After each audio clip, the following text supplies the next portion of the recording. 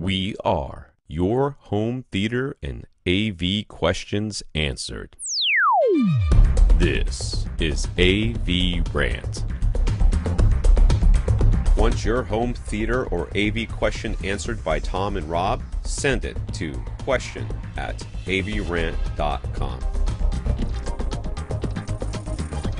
Welcome to another edition of AVRant. I'm Tom Andry. I'm here with Rob H. This is AVRant. It's your home theater and AV questions answered.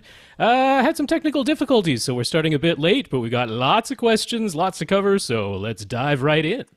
Yeah, instead of doing that, what we're going to do is talk about stuff I want to talk about. So it's 1,000 degrees in here, and apparently I have not learned my lesson. I actually thought about it. I thought to myself, there's a new operating system for my Mac. Should I install it?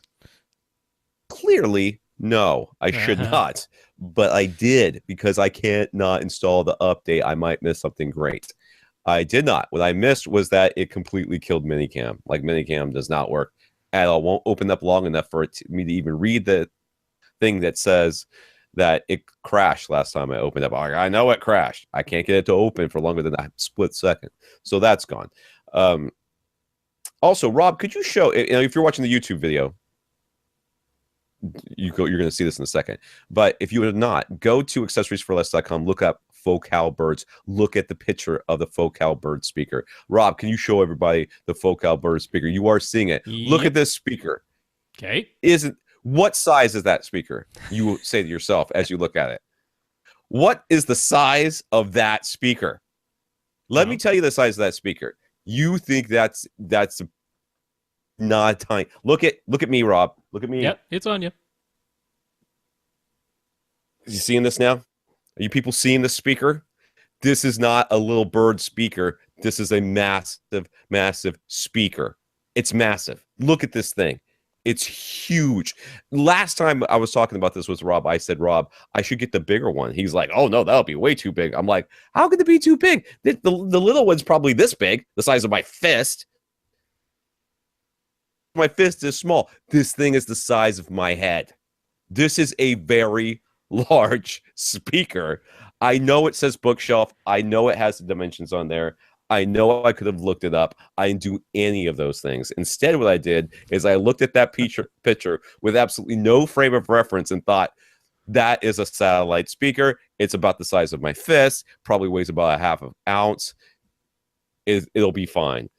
And I mean, even the little bird is, the little bird is smaller than the bird that you were showing. It's still not as small as your fist. It's still a 4-inch driver in the little bird. So if I had known how big the speaker was, I would have gotten a smaller speaker, but it's fine. I got these from Accessories for Less. When Mark over there heard I was going to ask SBS for some more speakers, he's like, I'll send you some more speakers. So I was going to go with SBS anyways, because I know I like the Prime Elevation. They're easy to mount, blah, blah, blah, blah. But I thought, Rob's always talking about these bird speakers. I'll get the bird speakers, and then I'll be able to speak from experience as well. And now I've got these massive speakers. I got to put my roof someplace. I don't know what I'm going to do with them. So I'm very excited about those. I'll mount those someday. I also want to talk quickly about the Teal speakers Teal. Yes, we got corrected. And yeah, we should thank, who was it who did that? I don't know. It's on there. It's on there. We'll get to it in a sec. Right. So anyways, last week when I did them, I guess what happened, well, I talked about the Wi-Fi problem. Okay. The Wi-Fi problem I was having with with the Tor speakers, where they were buzzing like crazy and making an annoying noise. Well, according to their tech guy over there, he says this one caught us by surprise, quite frankly. This happened with the latest automatic update to the PlayFi software. We've been working with DTS, and now they have a fix for us. Instructions are at here, and we'll put this link up. It's playfi.com/update-42. So anyways, it was just tested and approved today, and reviewed the instructions on the page and contributed them. I think they're pretty clear. So basically, that has been fixed. That has been fixed. That is no more. That's why you saw in that review that that I posted, that in the show notes it said an update to come. So that's been fixed. I've been talking this over with friends who have listened to the speaker too. $900 they feel like is really expensive for the speaker, but it sounds really good. The big one, the home one, sounds really good. The tour one is, everyone agrees, pretty inferior compared to the home. But they actually were like, and these are real people. These are not audiophile types. They're like, I don't know. That's a lot of money. That's a lot of money, but it sounds really good. So they were actually thinking about it. So that, I think, is a little bit of an endorsement for Teal. Anyways, so there's that. All right, we do have to get into this. So this is AVRant, the podcast that answers your home theater and AV questions. To get your question answered, all you have to do is ask. You ask by emailing us at question@avrant.com. Come to www.avrant.com. Leave us a comment there. Facebook.com/AVRant podcast. YouTube.com/c/AVRant. Is that still right? That's still right. Where you can find our 2-hour videos, which is kind of behind the scene things that we record and Rob puts up there. Of course, if you want to contact us directly, it's rob@avrant.com. His Twitter is @FirstReflect. I'm Tom@avrant.com. My Twitter is @avrant_Tom.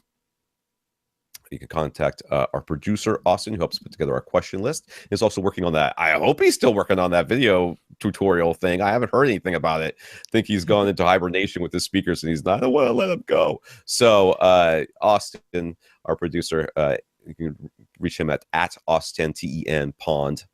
Austin Pond. That's his Twitter handle. He has his own podcast, the We Watch Movies podcast about popcorn. Okay. Art. Yummy buttered popcorn. Caramel popcorn? Art. Popcorn art. Making art out of popcorn. Like necklaces? Gluing them to things to make images. What about like Christmas tree decoration? No. That's not art? No. All right. They just do large scale. They don't consider any canvas that is under 4 feet in one direction art. Understood. They're very strange podcast. We Watch Movies podcast. Check it out.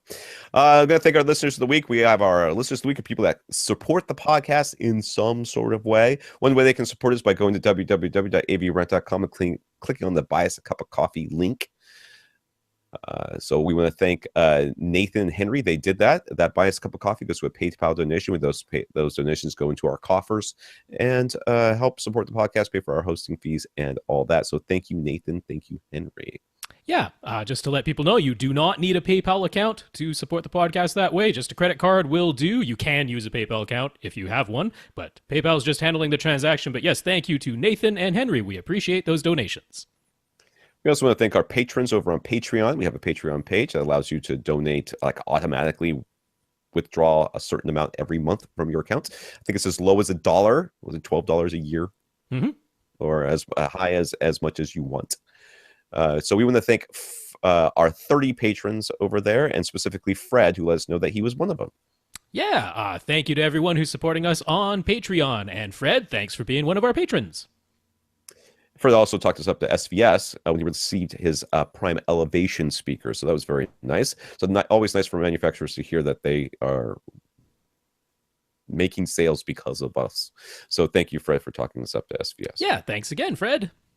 In the news, Logitech announced that they will be intentionally bricking all Harmony Link devices. I don't remember what the Harmony Link is. What is that? So that's like the predecessor to the current hub. It was the thing that it would sit like in your cabinet, did not require line of sight, and would blast out IR commands. I don't think it did Bluetooth. I don't think it did Wi-Fi. That was one of the things that the hub upgraded. But the Link also relied on cloud-based servers to pull all of its commands. So that is the thing that's actually going away, is the cloud-based service. Logitech is closing that down. So come March 16th, 2018, those will not work anymore. So initially, they said that any Link owners who were still under warranty would be upgraded to the current Harmony Hub for free, while anyone outside of warranty would be offered a 35% discount to switch over to a hub. But after a lot of backlash, Logitech has agreed to give all Link owners a free Harmony Hub, regardless of when you bought the Link. So there you go. So that's good. If you have a Harmony Link, wouldn't be a bad idea to get in touch with Logitech as quickly as you can so you can get your free Harmony Hub to replace it. We heard that Disney announced their new streaming service, which they plan to launch in 2019, will be substantially less expensive than Netflix, which is what, like $4.99, I guess, maybe. That sounds substantial, right? It's like nine. How much is Netflix? Is that $9, $10? I don't know how much it is. 10.99 I think is the Yeah. average rate now. So anyways, it's going to be substantially less expensive than Netflix, at least at first. They admit that they will start out with far less content than Netflix, but they already have a new live action Star Wars show, which, hey, let's all wait, live action? Live action. It's in the works. That sounds terrible. Anyways, as well as several other Disney, Pixar, and Marvel shows in the works. So as their content library grows, the price per month will increase as well. That's never gone over poorly. Well, hey, Netflix has been doing it, so Disney plans to Yeah, do the same. they've raised their price like twice. It's in like 10 years or however long as they've had this thing. It is not that much. We'll see. Disney's not going to be able to stop themselves. Matt also wanted to recommend that Techmoan on YouTube. This is a YouTube channel, YouTuber, Techmoan, especially the reviews of old and obscure pieces of tech. And for all cat owners, he says a 3-sided cat scratcher was so popular with his cats that it actually got them to stop scratching with furniture. So maybe it's worth a try. So basically, the terrorists win because your terrorist cats scratching up everything. You're going to buy them special stuff for it. There you go. Give it a try. Herb over at Cross Spectrum Labs wanted to give everyone the heads up. He appreciates that we continue to recommend Cross Spectrum Labs and their individually calibrated UMIC 1 measurement microphones, but unfortunately, they're experiencing a production delay at the moment. So Cross Spectrum is sold out and replenishment of stock is very slow. This is not the first time this has happened. It is totally not this dude's fault. I don't know how it happens, but whoever sells the UMIC, who is it that sells That's Mini the UMIC? DSP who makes the UMIC 1. Yeah. Yeah. So they just are out of stock, and it's going to take a while before the next ship comes from China or whatever's happening there. So Cross Spectrum does offer some other microphone models. I think they're a little bit more expensive, but he just wants to warn everybody there will be a wait for the UMIC ones if that's what you're waiting for. Just know it's not his fault, and cut the guy a break though. So there we go. Oh, but it's good to know. Folks might be wondering, hey, if I order this, when am I going to get it? He's like, just realize there's going to be a delay. That's all. Yeah. So we got some comments from listeners. This is from Fred. Fred did let us know that Thiel is pronounced teal, and believe it or not, I did know that. I just forgot. It's a German word. That's why you have to. It's a silent H. Which why put it in there if it's going to be silent? But whatever. Scott took our advice about the gaming room he is setting up with his many video game consoles, 7 and counting at this point. He snagged a 65-inch Vizio M series TV as they are on sale right now for under $1,000. And instead of getting a Denon AVR S920W receiver right away, he's going to move the Denon 3310 that he already owns to the game room along with the Def Tech Mythos and Gem speakers. He'll replace the 3310 system with the Yamaha Yaz or YAS 207 soundbar, which he also found on sale. So his main theater is now no longer. No. Main theater has nothing to do with any of this. Main theater is his Atmos setup with a projector. This was the gaming room that he was going to set up, and I was like, use an AV receiver instead of a soundbar because that way you can plug all of your systems into the AV receiver. He's like, I already own an AV receiver, so he's going to move the AV receiver he already owns into the game room and replace that system with a soundbar, the Yamaha. Okay, so was that like a bedroom system that he's? Yeah, like a separate something else, less important. Daniel wanted to share his tale of subwoofer setup. We've talked so much about always setting front speakers small and using an 80 hertz crossover that made him re-examine his connections. All of his speakers are PSB. He was using a PSB subwoofer, but he was finding that whenever he played 2-channel, there was a major lack of bass, and so the subwoofer didn't seem to be playing at all. So he asked at a local store, and they convinced him to buy an REL subwoofer and connect it via both its RCA LFE input and its speak on connections to connectors to the speaker level outputs. As a result, his front, left, and right speakers are set to large, and he uses 40 hertz crossover. It's way too low, but whatever. He always thought everything was okay, but he heard us telling another REL subwoofer owner that really shouldn't be needing any of those speak on connections. Daniel couldn't help but notice, though, that without those speaker level connections, his bass sounded really weak. So our continued insistence finally made him pull everything out of his AV cabinet. While he's a little bit embarrassed to admit it, he discovered the reason for his weak sounding bass this whole time. Turns out, for the last 8 years, he had misread the labeling on the back of his Marantz receiver. What he thought was LFE output was actually the pre-out for one of the surround channels. So he had a subwoofer plugged into the surround channel instead of the LFE channel, which means he wasn't getting the LFE. So he plugged the RCA subwoofer cable into the correct pre-out, and voila, it all works. He disconnected the speak-on cables, reran the Odyssey, manually set the front speakers to 80 hertz crossover, and everything sounded as it should. As an aside, he only has 2 seats in the setup. He tried walking back and forth and didn't hear any strong modes or drastic unevenness. So is it possible he just got lucky with only one sub? His room is entirely open on the right-hand side, so maybe that has something to do with it. In any case, listening to our advice paid off. Yeah, dude, you can totally get lucky that way. That happens. It's not, I mean, it's to have problems and not, but that doesn't mean that it's impossible to not have problems. So, yeah. Well, especially if you have a fairly large open space, that means you're not going to have standing waves in higher frequencies. Standing waves in higher frequencies happen when the dimensions of your room are smaller, because the sound waves are bouncing back and forth between your walls. So if your walls are much farther apart because you have a wide open space, that means any standing modes that you do have are going to be in very, very low frequencies where not a lot of content is playing anyway. So yeah, it's entirely possible that a large open space, a small seating area, that going just between the 2 seats that you have, that you wouldn't have any horrible, gigantic peak or dip, that's a bit of luck, but it's also because you have a large space. Yep, absolutely. I am forwarding this email to my wife. Okay. Don wanted to share that there is an Android app called Absolute Polarity and an iOS app called Speaker Pop. And we don't trust that second one. I'm sorry. Both allow you to quickly verify that your speakers are properly wired in phase. You just plug the headphone jack into your sound system, and they use your device's internal microphone to tell you if your speakers are in phase or out of phase. There's also a simple battery test. A AA battery will do. Connect what you think is the positive lead of your speaker to the button on the top of the battery, and what you think is the negative lead to the flat bottom. The woofer should push out. If it pulls inward, the woofer is wired out of phase. So that's true. I use that test just to figure out which, like, when I've given up trying to label my wires. So whenever I disconnect stuff, I sit there with the battery and just like, which one is that one? I had the kids walk around. Which one is that one? So, Infinite Gary received his brand new JVC RS640 projectors. It's quite a change from his LED-based Runco, so he's immediately sure that he prefers it. But the more he watches, the more he's coming to appreciate the black levels and its higher contrast, brighter look. He'll have it professionally calibrated in December. The manual has 19 pages of picture adjustments, so there's plenty to tweak. God help us all.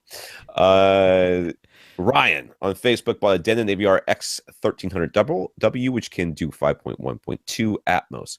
Didn't want to install any speakers, but he wanted to give Atmos a try, so he figured he'd prop some old bookshelf speakers he had lying around on some door stops with some double-sided tape to create his own upward-firing Atmos modules. They're stable, and they actually do add a bit of overhead sound. Not amazing, but kind of works, which is a nice way to test it to see if it's worth you digging holes in your ceiling or buying the world's biggest satellite speakers and attaching them to your walls is what I'm doing. And I'm still convinced that when you tell your AV receiver that you have Dolby Atmos upward firing speakers and it therefore applies that Dolby patented target curve of a weird EQ that it does, which is supposed to mimic a head-related transfer function, I still think most of the overhead effect is coming from that as opposed to sound actually bouncing off your ceiling.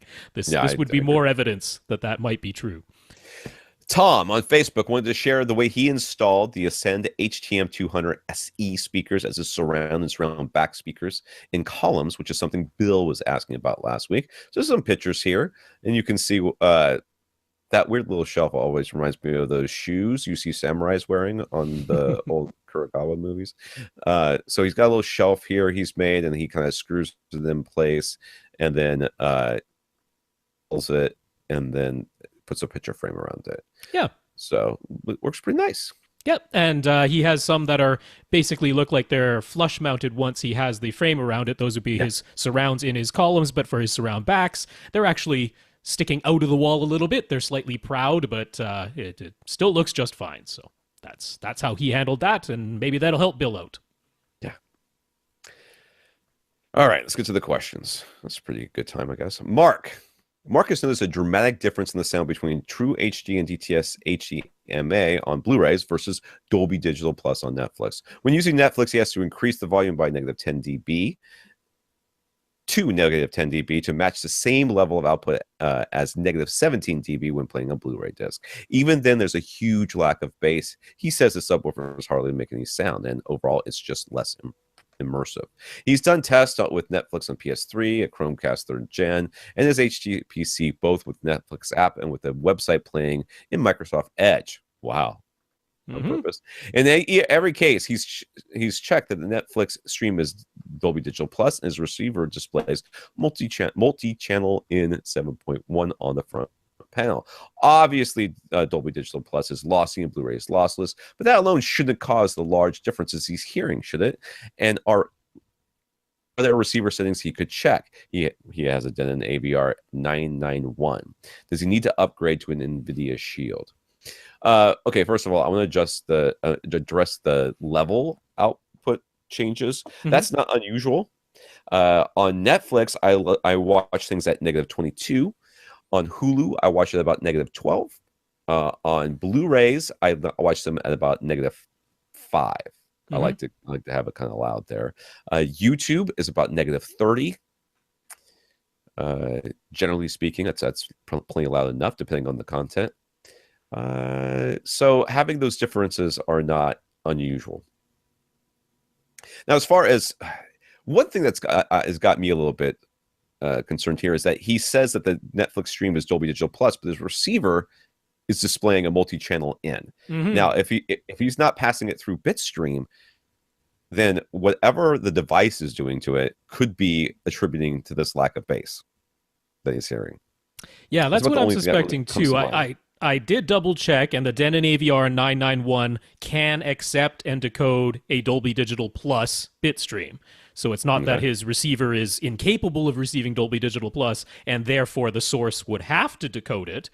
He could, as long as the source can send out the bitstream, he could have his Denon AVR 991 decode the Dolby Digital Plus bitstream. And that's what you should be doing here, because I am suspecting, just like Tom, that something in the setup for these sources. Now, it's weird that it's all of your sources. Which means that he's made the same mistake on all three of them, or made the same change to all three of them. Yeah, I mean, I would expect this on your home theater PC, because this is really common, because in your home theater PC, if you tell it that you have a 7.1 speaker setup, it will send out a 7.1 signal to your AV receiver no matter what, and very often what's happening there is only 2 out of those 7.1 channels are actually containing any sound, and the other ones are saying, hey, I'm here, AV receiver, I'm here, but I'm just silent.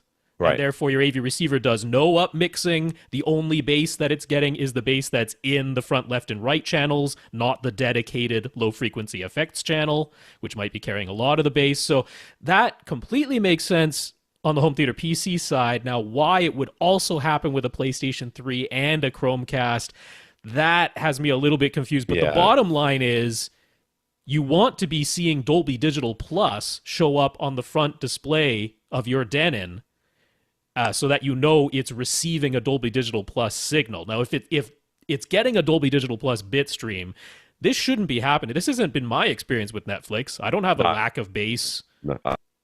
So me either. It very likely, if you're getting I guess the thing that comes to mind is if you're sending out a 7.1 from whatever it is, and what you're listening to is really 2.0, then there is literally nothing on the subwoofer channel. Right. And there is no bass management applied at your receiver level, because it says, hey, I've already got all the channels. You've already done the bass management. Thank you very much. I will just play this now. And that could kind of, it shouldn't be the case, but that's what's happening if you're experiencing that universally across all of the inputs. Now, there shouldn't be any need to get the NVIDIA Shield, because the PlayStation 3 out of all of these should be able to do this. No problem. As long as you connected it via HDMI, you should be able to set that to just output the bit stream, and your Denon should show Dolby Digital Plus as the signal that it's receiving. The Chromecast, I'm not certain about, because I don't have any first-hand experience with it, so I'm not sure on that one. The home theater PC, it should be able to do this through the Netflix app or through the Microsoft Edge browser, but it does depend on the HDMI output of your home theater PC, because not every single one of them supports the audio bitstream, and I don't know what HDMI output you're using. So there's a possibility that your home theater PC wouldn't allow you to do this. Most of them do, but it's possible that it doesn't. But the PS3, you said you got one, that one should be able to do it. So use that as your Netflix source. Make it so it's sending out the bitstream. Get it so your Denon says Dolby Digital Plus on the front panel, and this problem should go away. The volume changes, I agree with Tom, that might still be there, but you should have. I'd definitely be there. Yeah, the full surround sound and the bass should be there. I was actually impressed that your Denon, that your Blu-rays are so low.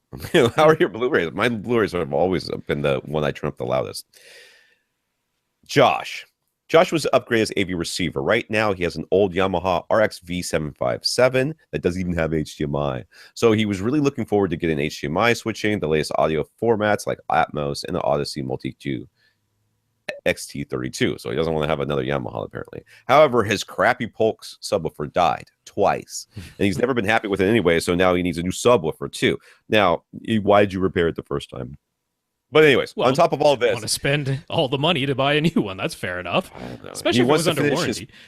His presently unfinished basement. And when he does, his theater will go to an L-shaped section that would be about 3,300 cubic feet, assuming he gets his wife to agree to install a door at the bottom of the stairs. Yeah. Is there anything we could do to help convince your wife that installing a door at the bottom of your stairs is so worthwhile? You can tell lots of lies. Like it'll keep the sound down there. Well, it'll help, but it won't hurt. Anyways, but for the time being, his home theater setup is his upstairs loft, which is completely open to the entire second floor of his house. So he's got about $1,000 he can spend right now. So he's at a crossroads. What should he do? So he wants his future basement to be a full 7.2.4 Atmos setup, but he doesn't have a timetable for when the basement will be complete, which means never. But anyways, his current loft setup is 5.1. So should he buy an AV receiver that can do 7.2.4 in the future, or should he just get a 5.1 or 7.1 model to keep the price low enough right now so he'll also be able to buy a subwoofer?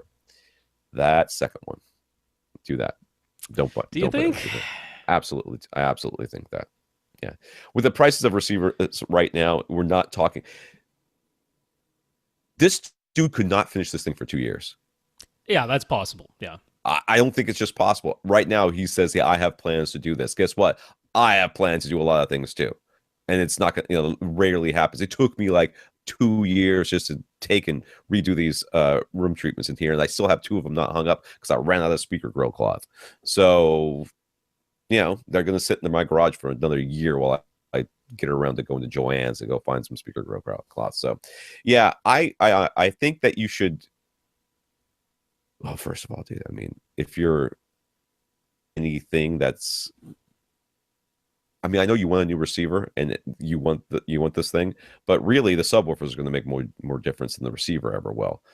In a setup like what Except you if have, it doesn't right even now, have HDMI at this point, that can be quite a that hassle. can be very much of a hassle. Yes, I will agree with that. So, yeah, I would get the cheapest receiver that can do what you want it to do, and spend the rest of it on subwoofers. And then when it comes time for to do the theater downstairs, you're going to be buying a bunch of other stuff anyway, so you're going to have to buy a receiver at that point too. Yeah. If you had a more concrete timetable on when this basement is actually going to get finished, that might change our answer. In case anyone is thinking that this is like universal advice, no, it isn't. This is a timetable-based decision. I think Tom's argument is well made. Who knows what future features might be added to AV receivers if that basement isn't going to be finished possibly for 2 years or something like that. You're going to want the latest and greatest anyway. So the real question is, do you spend $500 right now to get a Denon AVR X3300W, which would give you the Mult-EQ XT32 that you're looking for, and it could do 5.2.2 Atmos to tide you over until you could expand to 5.2.4 or 7.2.4, so it's no slouch, but it's $500, meaning you spent half of your $1,000 budget, leaving you only $500 to get a new subwoofer, or do you go down to, say, an X2300W, which is only $350, still has 8 HDMI inputs, still can do 5.2.2, but it's Odyssey Mult-EQ XT. It's not XT32. So ultimately, this is going to depend on how much you want to spend on your subwoofer or subwoofers, because we can make a pretty good argument for getting an X2300W or an X1300W for that matter. We can make a pretty good argument for that if that allows you to get the subwoofer that you really need. So if you really want XT32, you'll have to go to the 3300W. That's still only half your budget. It's doable, but one or the other, I think, is going to be what happens here for the receiver. So he knows he isn't going to pressurize his entire loft space, and his wife doesn't want crazy loud bass upstairs anyways. But similar to his AV receiver choice, should he spend less on the subwoofer right now, or should he aim to get something that will work optimally for his future basement setup? This is the one where I think you should actually get what you're going to need later on. Yeah. Your subwoofer is never, I mean, subwoofers, as long as they work, they never stop being subwoofers. It's not like somebody comes out with a new subwoofer technology or like, I have to replace all my subs with these new subs because they have this amazing new technology. No one comes out with stuff like that. You have a subwoofer that works for your space and is linear. You're done. You're done. Plus, you're in a large space right now, so you wouldn't be overbuying for your current situation. You'd actually be getting a subwoofer that is well suited to both situations. So it's fairly easy to make that argument for the subwoofer, which, by the way, is probably going to mean spending less on your AV receiver. So maybe consider the X1300 or X2300. That'll allow you to get the little bit larger subwoofer that we're going to agree that you need here. So he could get an SVS PB1000 right now. So would dual PB1000s be sufficient for his future 3,300 cubic foot basement space with about an SB12 NSD, since he came across a listing for a used one on Craigslist? 3,300 cubic feet is a little big for the 1,000, even though the PB is got quite a bit of output. It's the smallest PB. Yeah, I'm also concerned about that SB12 NSD. Yeah, it's a very capable sealed box. Yes, but you would need I think you would need the ported version for your current space. Yeah, like a PB 2000 or a PC cylinder 2000. Those I'd be very, very comfortable recommending for both for your current loft and for your future basement theater.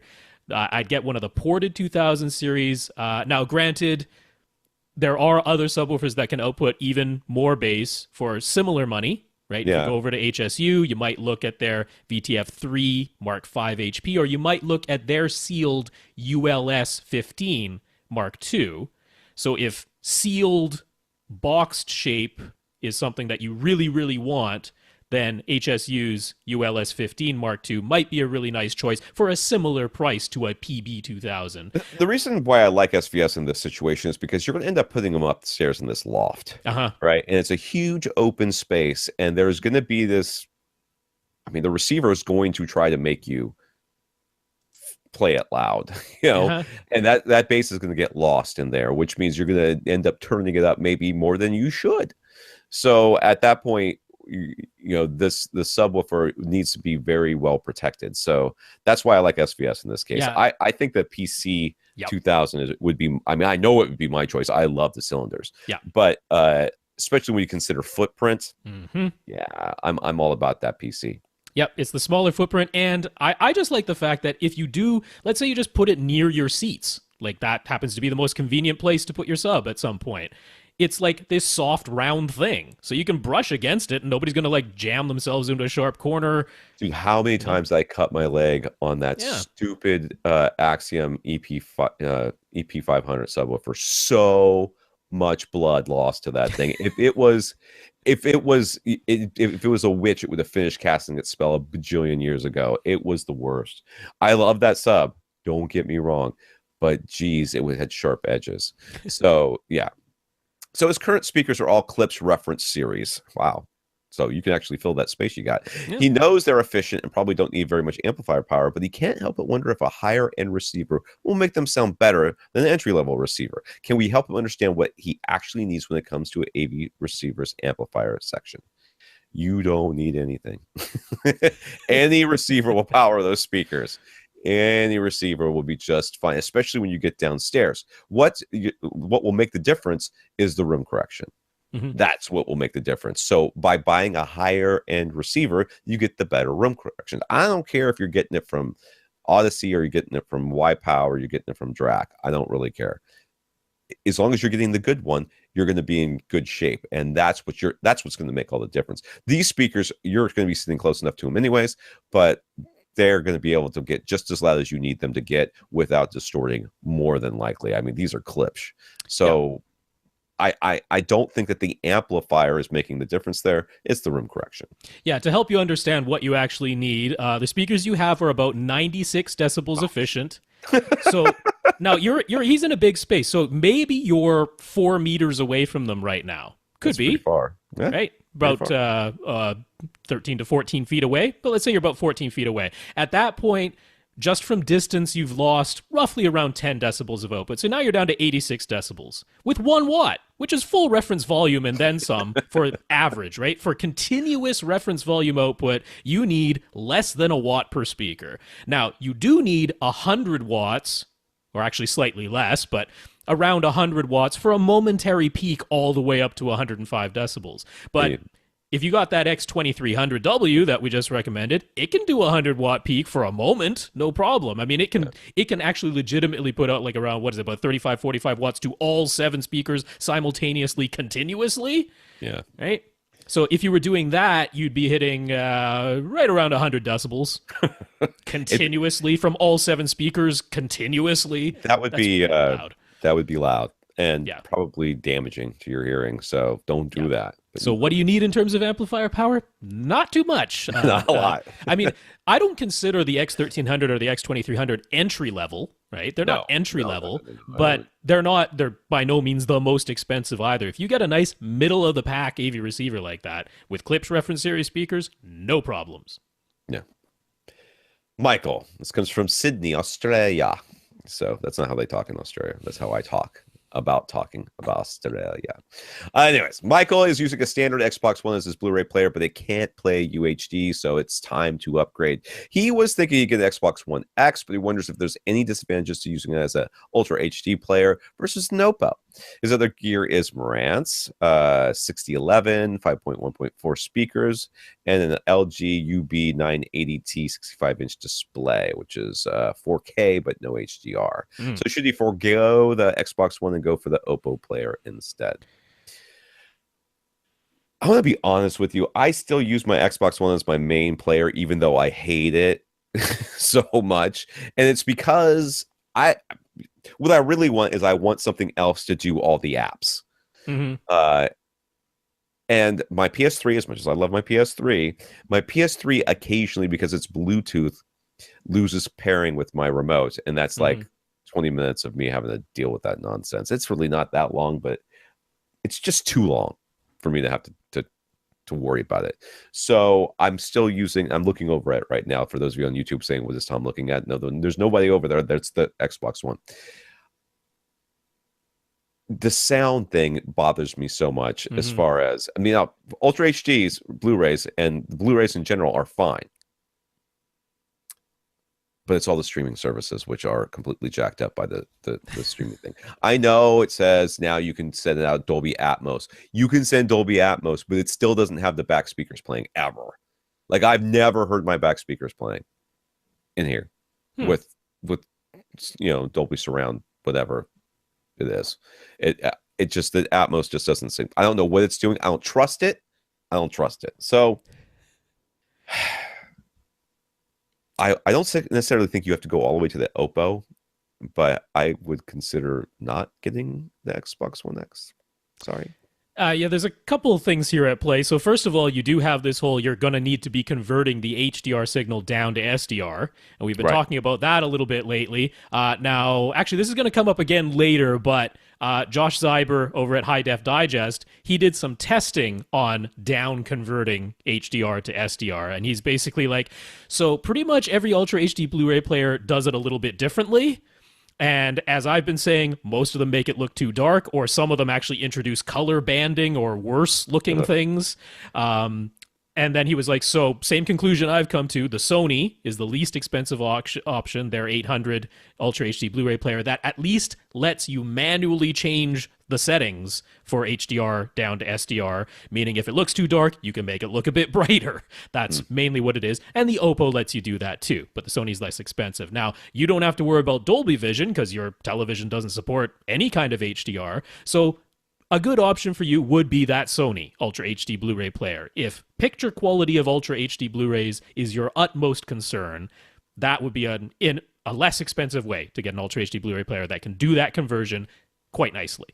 Now, John Archer has been writing about the Xbox One X because, of course, he got one. He's been reviewing it as an Ultra HD Blu-ray player, and he's like, yeah, it's got some problems.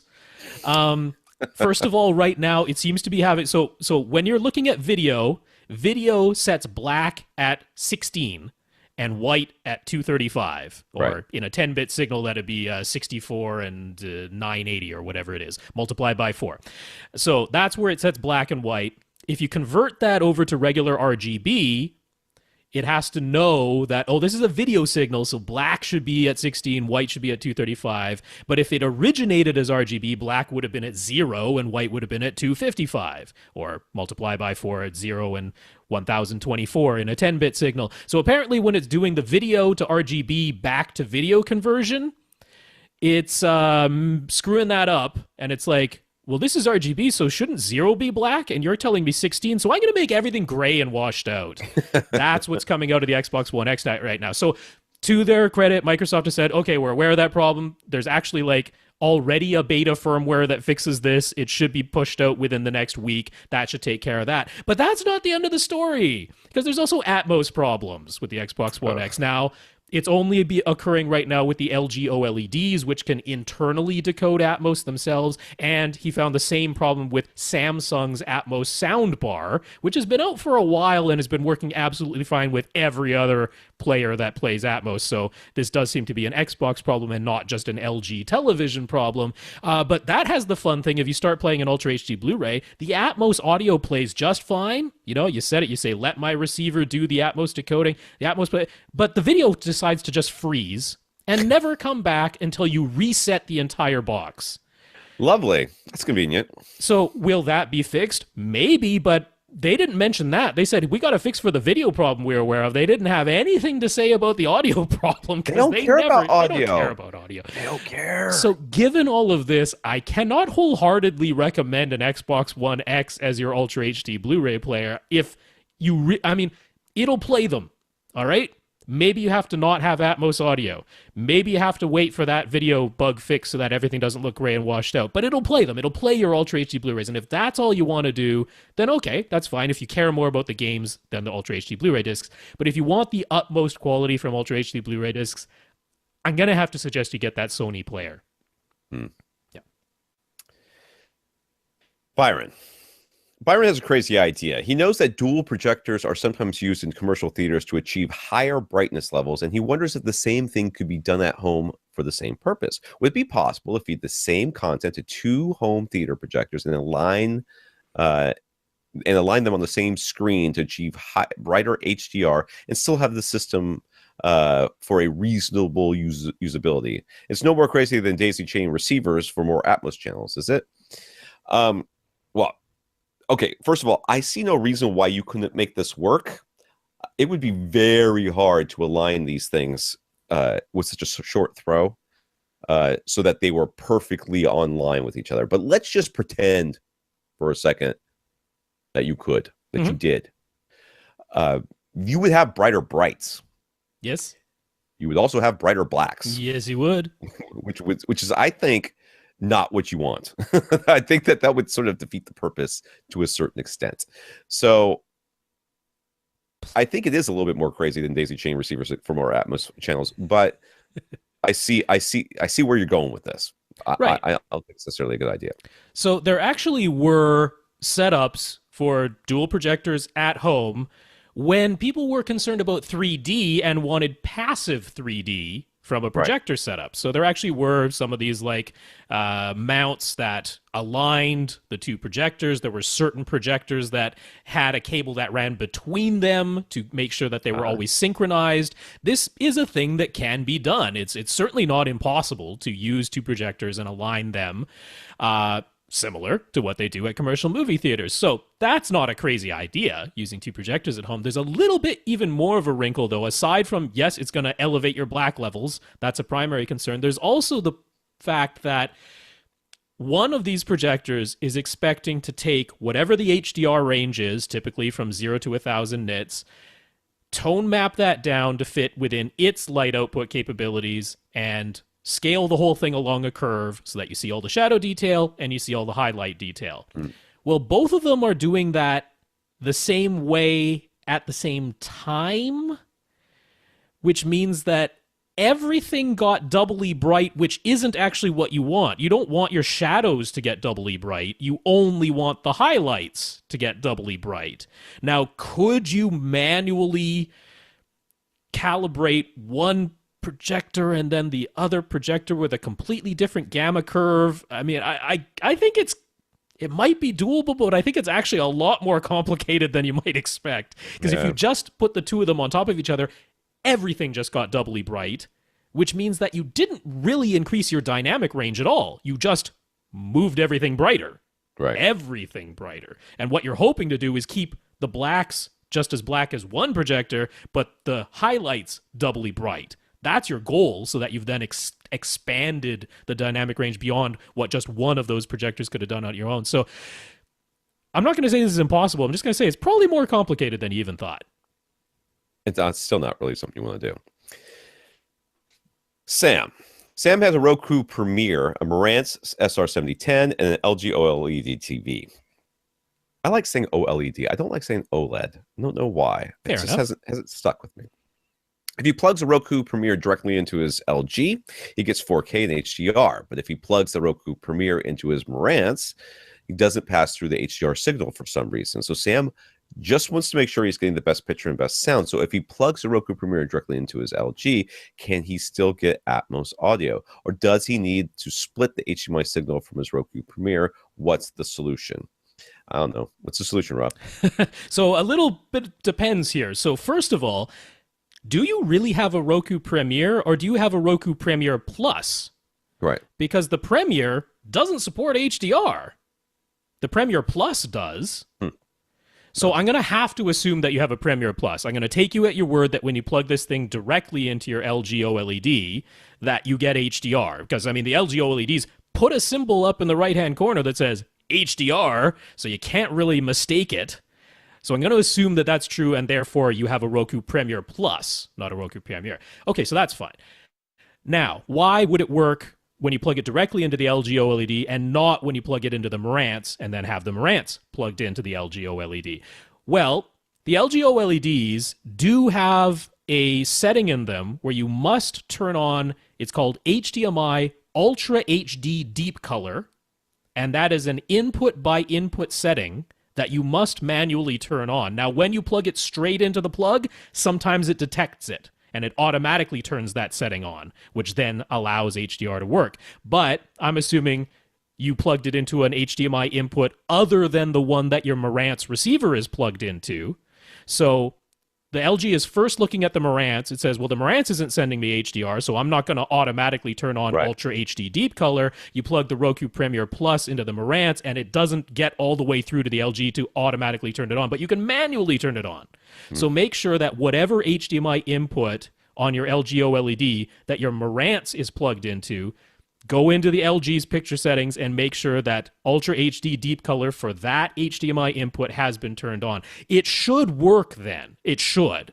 But let's say that doesn't work either. Could you plug the Roku Premiere Plus directly into your LG OLED TV and then have the LG OLED TV send Atmos audio back through the HDMI audio return channel to your Marantz receiver? The answer is yes if it's a 2017 LG OLED, no if it's an 2016 LG OLED, and I don't know what year of OLED he has.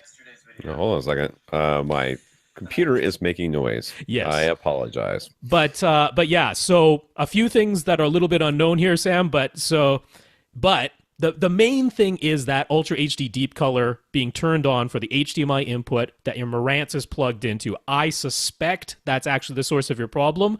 Once that is corrected and that is turned on, Right. the Marantz should have no problem passing HDR through. The other thing is make sure it is a Premiere Plus, because Yeah. if it's a Premiere, there's your problem, is the source isn't actually HDR to begin with. Well, he was saying he was getting it, so it probably is. That's right, yeah, so I'll take you at your word, yeah.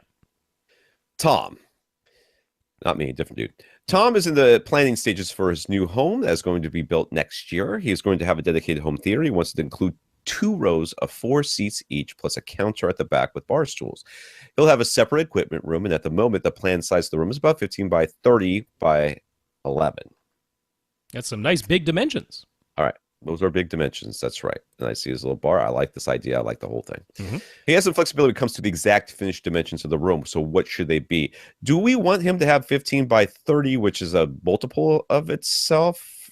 Yeah, I know. That's the one thing that jumped out at me. Can we make one of those a different? Can we make it 35 or 25 or 29, 26? So I was starting out by really thinking about the width first, because he says he wants 2 rows, 4 seats in each row. Now, Right. if you go for the love seat in the middle and a seat to either side of that love seat, Right. if that's the configuration of seats you go for, 16 feet wide for the room works really nicely, because that tends to leave you at least a 2.5, usually a 3 foot walkway on either side of those 4 seats. And then you have love seat, seat, which is a pretty nice seating configuration. If you want an armrest in between every single seat, all 4 of those seats, I would look at trying to get the width to 17 feet. Yeah. That sounds that about would right. be a kind of nice thing to do. Now, we mentioned this. This is actually quite similar to Bill's setup. Yeah. Not that far off. If you stick to prime numbers, that is optimal for audio, because prime numbers means that dimension is only divisible by itself and 1, right? Which means you're not going to have any overlapping room modes at all if you stick to prime numbers. You're already stuck to a prime number for your height. I was going to say, he's got 11 for his height. So what if we went to 17 and 31? Exactly. Can we do that? Can we do that? If that's So- doable, because I mean, when we're talking square footage on a whole house you're constructing, that's not insignificant. But if you can some way find yourself to 11 feet high, 17 feet wide, and 31 feet long, that is optimal in every way you can possibly imagine. Yeah. So I'll throw it out there. If that's doable, that's our recommendation. So he's planning on using a Sony VW285ES 4K resolution projector. What would we recommend as his screen size? Well, it really depends on how far away you're going to sit from these things. I mean, that determines that. But if you have a 7 wall in front of you, well, I mean, first of all, how big of a screen can this thing reasonably put out? I mean, this is an HDR capable projector, and if you want the HDR to look about as good as it can while getting up the fairly large screen size that you can, if you want that nice butter zone between big screen size and the HDR still looking really good, I would recommend a screen that is 10 feet wide, which is 137 inches diagonal. But if you go with Seymour AV, Seymour always goes by widths, and they go by integer number of widths. So 10 feet wide is about 135, 137 inch diagonal screen. That'll look really, really nice with that projector for HDR. And it's a perfectly reasonable screen size for this room, because I'm assuming your front row is your primary row for movies. Right. So if you put that 12 feet away from a 10-foot wide screen, that's your full 45-degree field of view for that. Then I love the idea of when you want the smaller field of view for HD TV or video games or something like that, you move yourself to your second row, because you're going to have one, and most of the time you're going to be the person in this theater, not a ton of people. So you go sit in the second row when you want the smaller field of view, and voila, you've got like a 30 or 32-degree field of view, perfect for HD TV. And then, yes, the people at the bar stools in the back are getting a smaller image size than would be optimal, but the alcoholics don't care. Exactly. That's not you, so I think that's fine. Now, if you're okay with HDR not really looking like HDR, then you could go to 150-inch screen size. It I, has the I brightness to yeah. do that in standard dynamic range. I wouldn't recommend that. I mean, you're going to spend all the money on this screen, Yeah. on this projector. You might as well get what it's good at. I mean, you're spending the extra money. You can Yeah. get a light cannon that does 1080p, and you won't, or even wobble K. Uh, you will, and then I think that you should just the 135 sounds about right to me. Yeah, yeah, 10, This 10 feet wide. actually goes right into this next question as Well, well. yeah, and actually, I just wanted to mention because we're going to roll right into it anyway. So let's say you have a 2-foot false wall. So we're going with a 31-foot length in here. That's what we're going to assume, 31 instead of 30. So 2 feet for a false wall, plus 12 feet from the screen to your first row of seats. So we're at 14 now. Plus 6 feet to the second row. So now we're at 20 feet, right? Okay, yeah. Mm-hmm. That leaves you 11 feet behind that second row for your bar and bar stools. That sounds pretty nice to me. Works. I mean, for your bar and bar stools, you want a minimum of 8 feet, a minimum of 8 feet. Yeah. You'd have 11 or 10 if you stick with the 30 feet long. So that all works out swimmingly, in my opinion. So he hasn't decided whether he wants an acoustically transparent screen or not. He likes his Aperion and Varus Grand speakers, and he'd be fine with them being visible, so hiding behind the screen is not a priority. What would we recommend? I mean, you could go, this is the thing, you've now got 7 feet on either side of the screen. Mhm. You could go with them being, you could just throw a screen on that front wall, put these speakers in the room, be good to go. What Rob's saying as well, building a false wall and then having the speakers behind there, that'll work too. It's a cleaner look. You can not worry about having to where wires are and stuff like that. And particularly your center. I like having that center up, at ear level instead of being forced to put it below the screen. Yeah, I don't. Yeah, It's not the end of the world, but it's not why the end not? of the world either way. Yeah. Yeah. Plus, now you can basically cover the actual physical front wall. You can cover the whole thing in ugly insulation because it's all going to be covered up by an acoustically transparent screen and an acoustically transparent false wall that's just speaker grill cloth basically up front there. So the whole thing can be cheap but sound really excellent because you got ugly insulation covering your whole front wall. You got your Right. center speaker behind that screen. It actually works out nicely with the length of your room to have a 2-foot false wall. So I'd go for it. The argument that works for me here is the fact that you can do whatever you want room treatment wise to Yeah. that front wall without having to convince anybody else why you need to do it. You're not going to see it anyway, so I'm throwing a bunch of stuff up here. Don't worry about it. Yep. Whereas if you're trying to put room treatments in the room, it's like, well, what color are we going to make them? What are we going to put pictures on them? It becomes a deal. So this, I think, is the argument that wins me over. But you can go either way. It doesn't really matter. It is nice though that you can treat that front wall. I have got a hair dropping right in my eye, and I'm like rubbing my eye, trying to fix it. I'm falling apart over here, Rob. Yep. Lastly, he says he already owns a pair of SVS SB13 Ultra subs. Will they be sufficient for this room size? And where should he plan on installing them? Diagonally opposite corners, midpoints, and 2 side walls. ... If you had the PV2, I would say that you would be fine. This is like just around 5,000 cubic feet. Actually, a not insignificant amount more. If you go with the whole 11 by 17 by 31 to do that, now you're up to 5,800. Oh wow! cubic And feet. added that much, I didn't think about that because I did the calculation. I think it was 4,950 with the original dimensions. When you went 15, 11, 30. Yeah. So I mean, that's a really big room. That's a really big room. So the SP13s, unfortunately, I think aren't really going to cut it. Not if you want full reference volume, I can say that. Now, how many people actually want full reference volume? This is a question because the SP13 Ultras, it's not like you're not going to hear any bass from them. You're still going to hear plenty of bass. Yeah. It's not that, but they're probably not going to give you full reference. They're not going to give you full reference volume.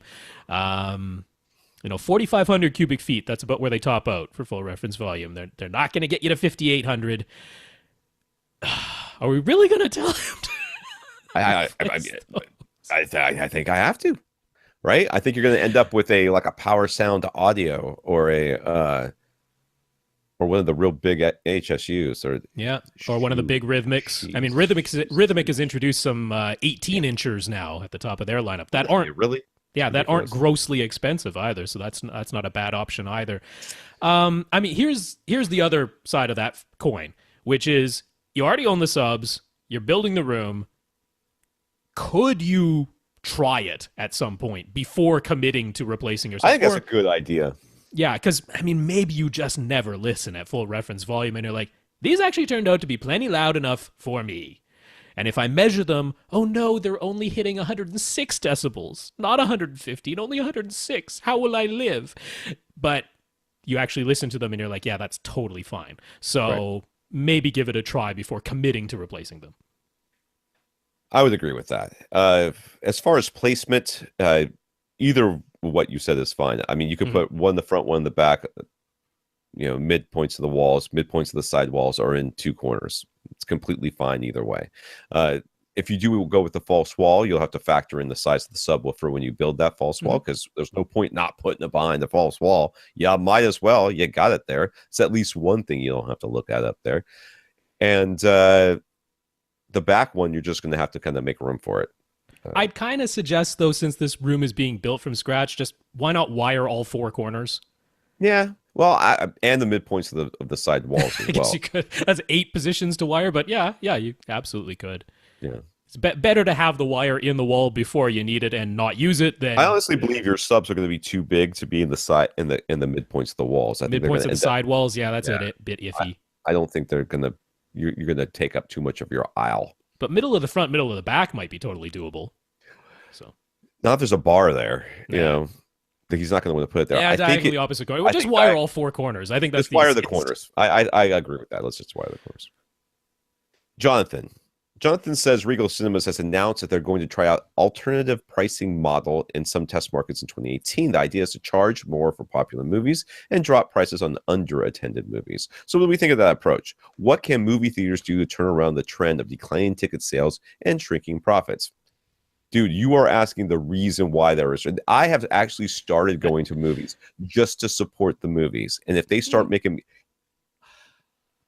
they charge a convenience fee for me to print my own ticket. Okay. Wow. It's it's $1 extra for me to do it online rather than go there and do it with them. I'm like, are you people Can't you just bring a completely lost your booking mind? code on your phone? That's what That's we do. still $1 extra. It's Wow. $1 premium convenience charge for doing it online beforehand. It's so stupid. You know what Regal Cinemas can do? They can kiss my. You pick the body part, because that's what.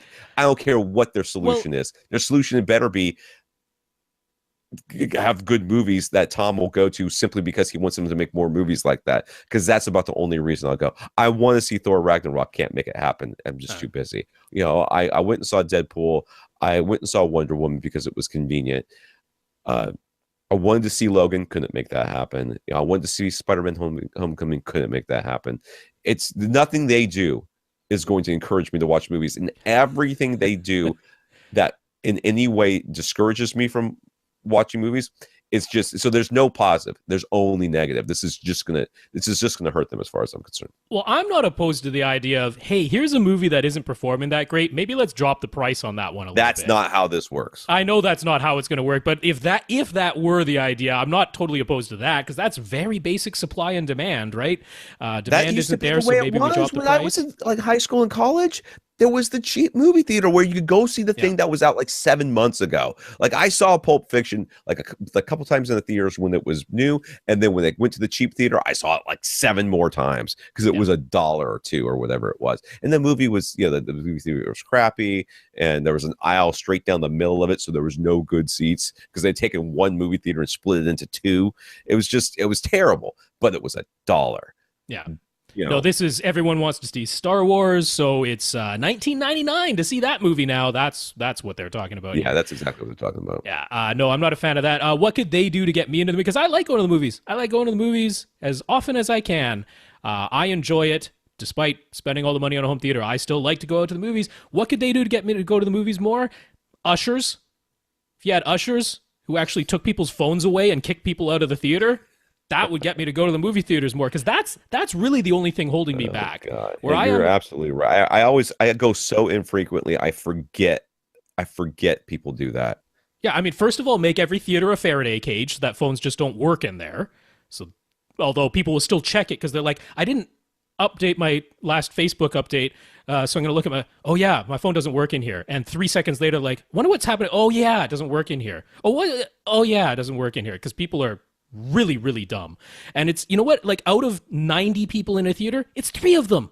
It's Yeah, it's three of always them, just a ruining the couple. experience Yeah. for everybody. So get rid of those three people, never let them come back, and I will go to more movies. That's what you could do. Yeah, not going to happen. I know. Jonathan's 2015 Vizio M series has a 4K resolution but no HDR. So would it be worth his while to get an Ultra HD Blu-ray player? Excuse me, and start buying UHD discs, or should he just stick with regular 1080p Blu-rays for the time being? Will UHD discs still look superior to the 1080p Blu-rays when the HDR is being down compared to SDR? Well, okay. We're already finding that they're not putting Atmos soundtracks on Blu-rays. Regular Blu-rays, yeah. They're limiting them to Ultra HD Blu-rays, which is making me want to get an Ultra HD Blu-ray I mean, not player. always, but we're seeing it quite frequently. On top of that, we've already talked about, or Rob has talked about, how some of these players take HDR and down convert it to SDR very well, and some of them do not. So if you get one that does, you're going to end up with a picture that maybe is, I mean, it's already 4K, so it's superior in that way. Maybe not that you can see it that much, but you might be getting superior SDR as well, because it's being very accurately converted from HDR back down to SDR. So I think there's a case to be made for buying one for sure. Yeah, and I certainly think it's worth your while to start building your Ultra HD Blu-ray library. Yeah. If nothing else, the regular Blu-ray still comes in the box. So if and when you do upgrade TV and player, you'll have the discs already there. And in the meantime, if the regular Blu-ray looks better still, then okay, it's there. You already have it. It came in the box. So yeah, building the library, I see no problem there. Now, when Dolby Vision is put into a Dolby Vision player, but then played back on a SDR TV, the player still recognizes that it's Dolby Vision, uses Dolby's method of converting HDR to SDR, and it looks really good, and it looks better than the regular Blu-ray. That's been my experience. So can HDR that's converted down to SDR look superior to the regular Blu-ray? Yes. Dolby shows that it can be done with Dolby Vision. HDR10, on the other hand, not always. It's not guaranteed. So sometimes looks about the same, sometimes looks a little worse, sometimes looks a little better. You could, you know what you could do, Jonathan? You could, you're already going to be buying, we're always saying buy the Ultra HD Blu-rays anyways. Yeah. So buy a couple, have a couple, buy a player, buy the Sony that we've been talking about, the 800 one, and try it. You'll watch a little bit of the Blu-ray, or watch a little bit of the Ultra HD Blu-ray. See if you notice a difference. If you don't, take it back. If you do, keep it. You know what I mean? Yeah, the only reason I might say it could be worth your while to spend the $550 on the Oppo is because it does do the Dolby Vision and it does the HDR10 to SDR conversion well, in the sense that you can manually change how it's doing that conversion so it doesn't look too dark or too bright or whatever. So that there is the argument for that, since the Sony player does not support Dolby Vision, so it will always just be converting HDR10 to SDR. But if you want to get in for not $550 and closer to $200, that Sony 800 series player is a pretty good way to try it out. Jeff wants a 7.1.4 Atmos setup. No, Jeff, you do not. Jeff, you want a 7.2.4 Atmos setup. All right, good. We're on the same page. He knows that the new Marantz SR6012 includes HEOS, while the 6011 does not. But if he doesn't care about HEOS, is there any reason to pay more for the 6012? No, I don't think so. I don't think there was any. I don't remember there being anything else. Was there something else? It was like eARC, Enhanced Audio Return Channel, which I'm still struggling to come up with a scenario where that's actually going to be useful. Okay, doesn't sound like something he cares about. So no, basically, is the answer to the question. And Jeff, to let you know, we discussed your other subwoofer and in-ceiling speaker questions with Brent Buttersworth on our interview with him. So that'll be coming out next week, I believe, maybe Tuesday. Oh, hopefully tomorrow, right? Hopefully. Oh yeah, hopefully I'll do it tonight. Hopefully we're gonna get that. I'm gonna bang out the audio and get it sent over to Tom right away. So. Okay. That's you already have the audio, don't you? But we don't have the intro and outro. So. Oh, that part. Yeah, I forgot about that. Right. Anyways, so you can check that one out. But just to make it really clear, not really much reason to not get the 6011. Yeah. Exceedingly little difference between those two. Yeah. This question comes from Tommy in Thailand. I wonder if that's really his name or they just call him Tommy.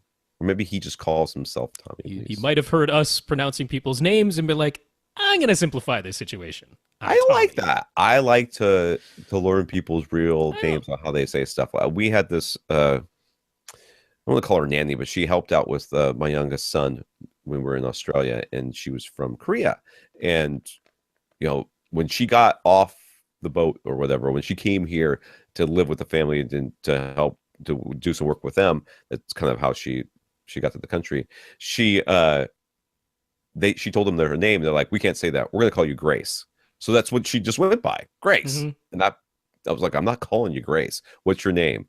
And it was like, it wasn't like, it was Hyung Suk, which is very hard to learn how to say when you're not used to saying that. But, after a couple of weeks, I got it, or maybe days, whatever, but I got it. So anyway, Tommy, if that's your real name, I'm sorry that I made this big aside for this. But if it's not your real name, I would like to know your real name. I won't have to say it on the podcast if I'm going to ruin it, but let's just so I know. So Tommy has a 7.2 system. Look at Tommy knows how many subs to have with all Polk RTI series speakers. In the previous question, we told him it would be worth upgrading his Polks, and now he's going to start it with the mains and center. The surrounds will have to wait for now. He's looking at the KEF R500 towers in either the R200C or R600C center, whichever we say is best. He's auditioned the towers in the store, and they sounded great, but since he hasn't heard them in his room, he's concerned they might not sound better enough than his Polks to be worth the cost. Do we think they will be be a substantial improvement over what he already has? Those are the R series. I'm going to say not even the Q series. I'm going to say yes. Yeah. I'm going to say, oh hell yes. I think is really my response. I would be shocked if you came back and said these are not as good as I was expecting them to be. I'm disappointed. I would be like, no, you need to spend some more time listening to them. Just spend a little more time listening to them. The KEF R series are really nice speakers. Yeah, those are quite good. Yeah. I can't imagine you comparing them to your Polk RTIs and not considering them a worthwhile upgrade. They've actually got like the highest end of their little the tweeter coaxial driver thing, and they've got the best one that they make. I don't even think that I know the Q series doesn't have it. They have that's right, not as good one, and I thought they sounded pretty good. So I would be shocked if you were like, I don't know, these Polks, they're holding up. I think that's what you're gonna say. Now, should he go for the smaller R200 to match the R500 towers or the larger R600? To me, it's a pretty simple answer. Oh, I mean, I'd go with the 600. I mean, if you got the money, I mean, I probably. What's the difference? I was trying to figure that out. The R200 has the exact same driver complement as the R500 towers, and the 600's just got different drivers. It has larger woofers. That's the 600 has larger woofers. The R200 has the same woofers as the R500 towers. I'd get the R200. I mean, why not keep all the drivers literally identical to one another across the front three? I don't think that's going to make any. I don't think that's going to make any difference in how they sound, how timbre matched they are. That's probably true, but I mean, why spend more for the R600? I don't. Well, it would depend on his room. His room is. True. We're going to find out here is not that big. So in which case the 200 will be fine. If you're one of these people who are like, oh well, I'm really worried about intelligibility and blah blah blah blah blah. First of all, you're not going to have a problem. Nope. Either way, but you certainly won't have a problem if you have the 600. So there you go. I say 200, Tommy. That's fine. Don't call me Tommy. He's open to other speaker recommendations, but the choices in Thailand are somewhat limited. So his room is 14 by 15 by 8. So yeah, that's a small room. So the 200 will be fine. And you've chosen some really good speakers. So, I mean, I don't think you've chosen poor speakers. If you have other options available to you and you would like us to comment on them, I'm willing to do that, but I am not willing to say, oh, you should ship these other speakers in from some other country. Right, yeah. No, I have no reason to steer you away from the KEF R series. That is an excellent choice. You already heard them, thought they sounded great, enough that you're like, I think I want to replace my Polks with these, but I want to be really, really sure and have some more confidence from people saying, yeah, that's big thumbs up. Big thumbs up, Tommy. Big thumbs up. Don't call me Tommy. All right, Nick. Nick knows that Josh Ritchie over I know at database.com has started posting a new graph under the static graphs section of his comprehensive subwoofer reviews. In addition to the CEA 2010 burst measurements, which he simulates in his backyard as a 2-meter ground plane measurements, he has also started posting in-room max SPL measurements. So Nick went back to some of Josh's previous reviews to learn more about Josh's room and found the references to it being quite large and also open to a hallway. So Josh also mentions that he typically puts the subwoofer in one of the room's corners and that the listening position is about 4 meters away. That's a pretty big room, dude. Mm-hmm. If we compare the CEA 2010 figures to the in-room figures for a given frequency, the in-room figures are quite consistently almost exactly 4 dB louder for the in-room measurements, from 40 hertz down to about 20 hertz. And then below 20 hertz, the in-room figures are even louder. Mm-hmm. So Nick has noticed quite a few people who are concerned about whether a given subwoofer will be able to hit full reference volume in the room. And he's seen lots of different calculations for taking semi-anechoic figures and adding however many decibels in order to make them an educated guess as to how loud the subwoofer will actually be in the room. But Josh measurements indicate that these calculations are not exact, and that they really end up just being a guess as opposed to anything concrete or reliable. So what's our take? Is it more helpful to look at Josh's in-room measurements, understand the sort of room he's in, and consider how close to your room his is? Or is it still better to rely on that CEA 2010 semi-anechoic measurements and just basically take an educated guess based on calculations as to how loud the subwoofer will actually be able to play in your room? Well, the thing is that generally speaking, I know this sounds almost crazy. You kind of look at a subwoofer and know whether or not it's going to be appropriate for your room.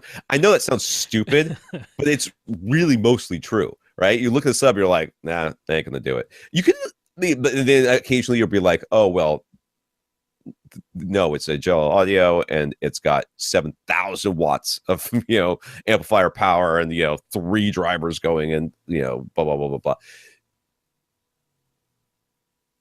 Which one do I think is more useful? I think they both have their uses. Mm-hmm. Okay, I think they both do. And yes, you have to understand what Josh's room is like in order to do that. But he sits 14 feet away or so, right? 4 meters, was that 14, 16 feet, something like that. He sits forever away. You do not sit this far away from your subwoofer. You are unlikely to do that. Therefore, if he's hitting these things in this room, unless your room is bigger, that's all you need to know. Yes, he corner loads it, and that gives him a little bit more output. But maybe he's got this big suck out down this hallway and everything else. But the semi-anechoic measurements are useful to me because it gives me this sort of baseline of, all right, I know if you can hit this these decibels at these frequencies, that in my room you're going to be able to do similar things. I think they both have their uses. I mean, I don't know if Nick is giving enough credit to the prediction of the calculations, because the CEA 2010 measurements that Josh is doing are referenced to 2 meters away. And he's made mention that he's about 4 meters away from his sub when it's in a room. So we would expect it to be about 5 decibels quieter, because outside it would be 6 decibels quieter because you exactly doubled the distance. But in a room, we're expecting it to be 4 or 5 decibels quieter because you doubled the distance versus the other measurement. Then by putting the subwoofer in the corner, we would expect it to be 9 decibels louder. Well, if you subtract 5 and add 9, guess how much that is? That's 4 decibels, which is exactly what the measurements are showing. Right. So if anything, it's confirming the calculation of what we would expect. Now, why is it only really showing up between 40 and 20 hertz? Why above 40 hertz are we not seeing the same 4 decibel gain? Well, a lot of that is because the maximum output at those frequencies is being limited, and Josh makes mention of this in his reviews, is being limited by the amplifier power. There's no more amplifier power to go any louder, so it's topping out at this level, and that's as loud as it gets. Then below 20 hertz, why are the in-room measurements more than 4 decibels greater than the semi-anechoic measurements? Well, even in a very large space, we've now reached the point where what's reaching the microphone isn't just the direct sound wave. It is always the direct sound wave plus a reflected sound wave, because those frequencies are so long, the wavelengths are so long, that there's no way to escape the microphone receiving one sine wave pulse of 16 hertz, let's say, you only do one single pulse, but the microphone is picking it up at least twice Right. every time it plays because it went past the microphone one direction, bounced off a wall, and came back and hit the microphone again, all within a single cycle of something that low. So that's room gain. That's the definition of room gain. And that's why below 20 hertz, even in a really large room, it's just getting louder and louder compared to the semi-anechoic measurements where there's no room gain at all. So I think the calculations are actually pretty reliable. It's bearing out in actual measurements exactly what we would expect to see given this setup, given his distance from the microphone, given where he's placing the subwoofer in the room. That's exactly what we'd expect. Is about 4 decibels louder than the semi-anechoic measurements. So I think you can still take the CEA 2010 because more reviewers than just Josh are using CEA 2010. That's a very nicely standardized. We talked about that with Brent Butterworth in our interview, how CEA 2010 is really nicely standardized, well documented. This is how you do the measurement. So since you can have more reviewers giving you those and the calculations actually do seem to bear out quite nicely, I'd favor that just because you can have more than one source doing it. Bill. This is Bill the Stumper. I don't remember what he stumped us with. Was it some sort of Roku thing? Was it the Roku a Netflix thing? I don't remember. That's Bill has been experimenting with cord cutting, starting with Hulu Live. Overall, it's been a good experience, except for some difficulty getting live local stations, even though the Hulu website says they should have them. Only having 2.0 audio is also frustrating, but that seems standard on all these services. I don't think that's true. Netflix isn't like that. Since they only really care about the local channels for sports, he'd be fine putting up an antenna temporarily during a game time, but his JVC projector, and just about every projector on the planet, doesn't have a built-in tuner, so he'll need an external one. What do we recommend for a cheap tuner they can hook up to a basic antenna and his den receiver to feed the JVC? Boy, I struggled. I don't know if you remember, Bill, but I struggled with this for a long time. And it wasn't until that HogPog thing that they have for the Xbox. The Xbox One, I guess that's what it is, Xbox One, right? That I got myself an antenna and started using it. Now, that being said, I use it like twice a year because I don't watch that much sports, so I'll use it. I use it during the Olympics.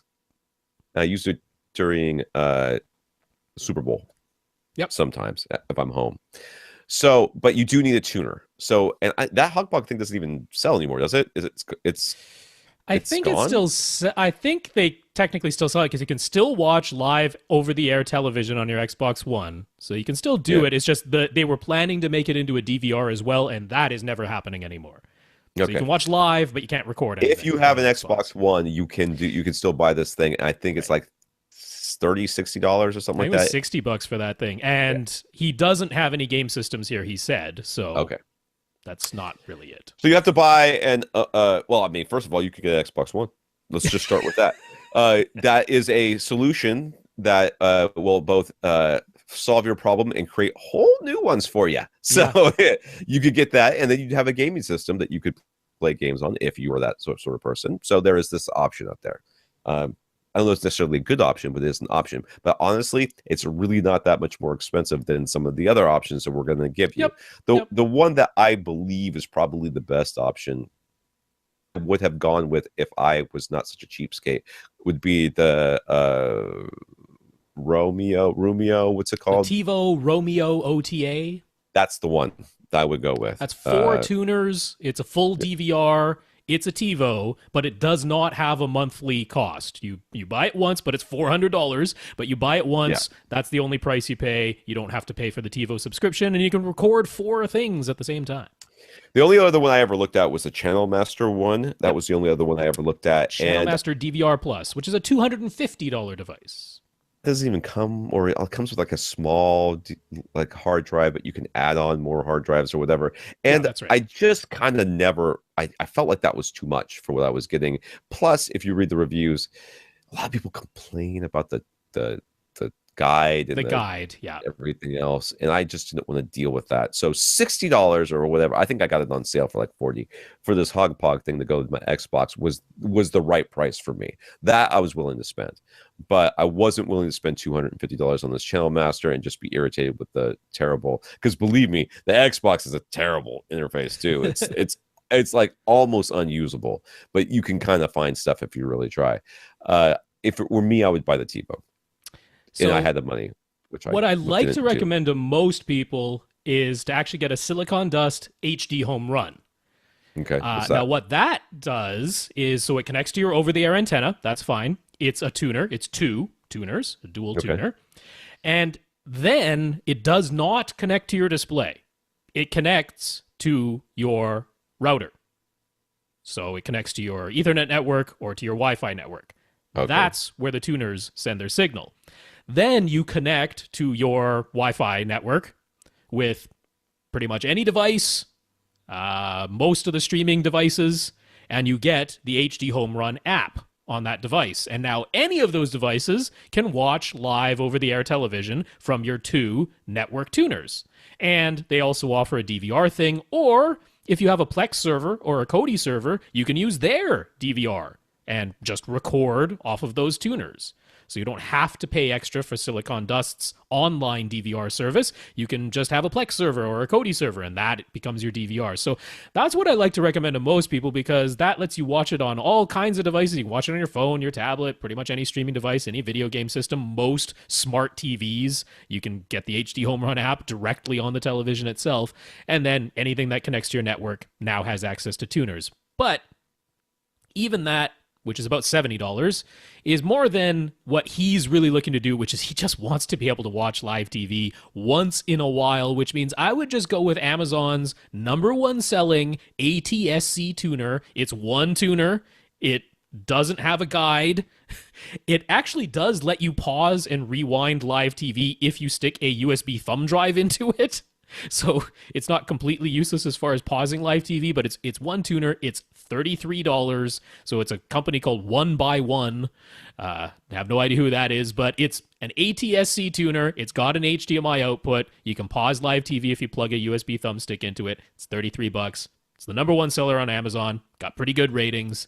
I think that's really all you need for your situation, Bill. oh, there you go. So based on our discussion, am I on the right plane thing here? I got lost. Yeah, based on our discussion, he took the time and tried a temporary dual subwoofer setup by borrowing an SVS SB1000 from another room, placing it in the front left corner of his 19 by 13 by 8-foot room. Diagonally opposite his SVS PB13 Ultra in the rear right corner. So that's a little bit of a mismatch, but that's okay. Even before running Odyssey, the measured results looked more linear, especially in the lowest bass. And after running Odyssey, the bass measured as being more linear, both higher and lower than before, with just one subwoofer. Plus, the dip at 50 hertz that he had before is gone. So I guess we're seeing the room correction results here. Yeah, so at the moment, I'm showing this was with one subwoofer. So we can see that before correction is the green trace, and it's really quite jagged. And then after Odyssey correction, it's pretty darn smooth, but there's one dip right around 50 hertz. Not a gigantic dip, but there's still a dip there. Now, when he put the SB1000 in the diagonally opposite corner, first of all, just looking at that green trace, no EQ applied at all, it's still squiggly, but it's not as squiggly, and the ups and downs are not as severe. So it evened things out a little bit all on its own. Then with EQ applied, it's really, that's the red trace and what I'm showing right now, really quite flat and linear and no dips. That 50 hertz dip is gone. So it improved the situation objectively when he measured it. Okay. So, however, when he's listening to actual content, he's not sure that he hears much of a difference. But then again, he is switching back and forth between the two Odyssey configurations, which is a lot easier now thanks to the Odyssey Editor app. But it still takes at least a few minutes to save and load different Odyssey configurations. So it's too long for audio memory to be reliable. All of that said, he had to turn the SB 1000 up fairly high to get it to level matched, and it's slightly goosed where he likes it. So he's thinking if he gets his 2000 series subwoofer and he decides to go for duals. So he's thinking that's what he'll do, 2000 series. So he like a small footprint. So SB 2000 or PC 2000, he's asking. PC 2000. But this is not uncommon. We've talked about this before. When you first get dual subwoofers, first of all, objectively, you have better response. Okay, Which is cool. Yeah. this is exactly what we say. You add a second subwoofer, things get more uniform and get a little bit flatter, which is what you've experienced. Yes, it's still jagged, but it's also much easier to EQ in the end. So you end up with a much better looking line. Now, you actually ended up with a better looking line before you started EQing, which is what you wanted. Now, when you first start with a second subwoofer, the first thing you'll notice, and we've said this before in this podcast, is things will sound quieter. It will sound like there's not as much bass in your room until you need it, at which time there will be more bass than you ever thought you could need in that room. And it's not because it's louder, it's because there is no longer those dips and humps that your receiver was having to deal with before. When it plays a test tone and there's a huge spike at some frequency, well, that means it has to take that into consideration and maybe makes everything a little quieter, or it doesn't take into consideration. And whenever that hits, your room absolutely shakes and you're like, oh, it's too much. But you also were hearing stuff that you shouldn't have been hearing before. Now, all that's gone. You're only hearing what you're supposed to be hearing, and your bass comes in when it's needed and it's gone when you don't. So saying that you're not hearing much of a difference right now, I think is probably because you haven't spent enough time listening to it. Once you do, you will quickly realize, at least in my opinion, this is what happened to me. Like, I first started listening to stuff, I was like, I don't know, it sounds kind of the same most of the time, but most of the time there's not explosions, and most of the time there's not a lot of deep bass. And even now, after years of having two subs, I am still occasionally taken by surprise when my subs kick in. I'm like, all right, yes, they can do that. I forgot about that. It's been a while since they've had to. Yeah, I often say it's one of those very noticeable by its absence experience. Yeah. You get used to the dual subs, and then you go back to one, and you're like, oh yeah, I want my dual subs back. So it's very often more noticeable that way. Once you've gotten used to the duals, you don't want to go back. I agree with Tom. A PC 2000 would be ideal here. You got a PB 13 Ultra. You can leave it ported, which he already has. You add a PC 2000, which has the nice small footprint. Zero worries about output capabilities in your room size. Off you go. Yeah. Brandon, this comes from Facebook. First, an update. Brandon had asked previously about using Zone 2 to drive some speakers out on his patio while playing the same audio in his theater. We suggested using Yamaha's MusicCast system so they could retain full surround sound in the theater, while the MusicCast system automatically down mixed to 2-channel for the patio. He wound up going with a 2-receiver solution instead. He just really liked the looks and feature set of the Marantz SR7011, and he had a Pioneer 1020 on hand. So by feeding the Zone 2 HDMI output to the Marantz to the Pioneer can decode the same surround sound signal as what was playing in the theater, and it can down mix that to 2-channel for the patio. So that's just working fine. Yeah. So good. Yep, I'm happy to hear it. We didn't necessarily talk about that solution for Brandon in particular, but we did talk about a 2-receiver solution for a similar Zone 2 setup. Very same idea. Wants to retain surround sound in the main theater, but then be able to have the same audio playing out on the patio. So that's kind of what you need to do, because if you just tried to use the Zone 2 outputs of the Marantz, the source would have to be set to 2-channel. There's no way to keep the source as surround sound and have it work in Zone 2 with the Marantz. So the Yamaha MusicCast system is nice because it lets you do that, but if you got 2 receivers, also totally works. So congrats, Brandon. I'm glad that worked out. So Brandon's theater area is 16 by 12 by 8. It's all divisible by 4, by the way.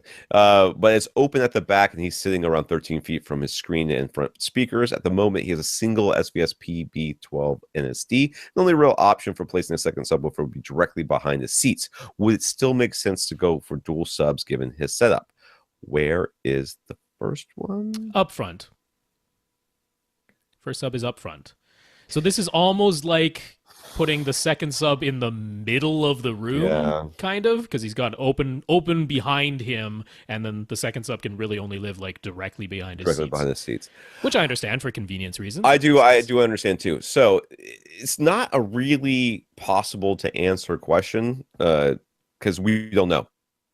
Yeah, we don't know how uneven your response is right now. We don't know how bad the response is at your primary position with We only don't know one what sub. this will do to it once it gets there. I mean, there's a million options of what could be But what I happening. could say is, could you put one sub behind your seat on the left of the couch and the second sub behind your seat on the right of the couch?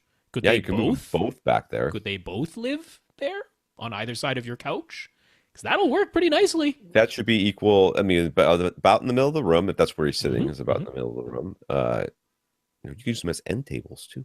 That's right. Uh, and They would, but his it's open at the back, right? It's open So behind him, yeah. he's sitting 13 feet from front to screen. His area is 16 by 12 by 8, but it's open at the back, which means it's Yep. infinity by 12 by 8. Yeah. So we don't know that he's actually sitting in smack dab in the middle of this No, space. but I'm thinking that if one sub at the front of the room, one sub directly behind your seat with open space behind you, we don't know what that's going to do. I mean, you can play with the phase Right. manually, but we don't know what that's going to do. But if you have both of them just on either side of your couch, that's going to work out pretty nicely. So that's my suggestion to you. Yeah, well, this next question really kind of goes into Mhm. this anyway. So he already owns a Logan Dynamo sub. Is it's a mismatch to his SVS PB12 NSD, but would it still be worth trying out as his dual sub in this sort of setup? And that answer to that question is yes. You should Yeah. do what Rob just suggested to see how that works. It could work very well. It could not. We won't know until you try it. So you could definitely try it. And since you've already got a sub there, you might as well and Yeah, see how it works out. when you already own the two subs, absolutely perform the experiment. I mean, why not perform the experiment? Yeah. So how much does it matter if one sub is ported and the second sub is sealed? 0? It matters 0 as long as they're both appropriate for your space.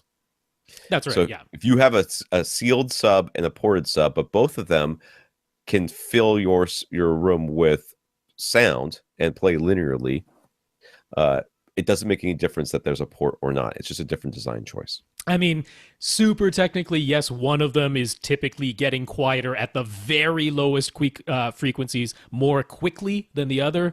Right. But even that isn't a guarantee. I mean, there are plenty of sealed subs that also have a filter on the bottom of them, so their roll off is just as steep as a ported sub. It depends on the exact subs that you're using. Yeah, we certainly can't make a generalization like you can only use two sealed together, you can only use two ported together. No, most of the time, as long as they both have sufficient output capability and extension for your room size, it's fine to use ported and sealed together. Yeah. 100%.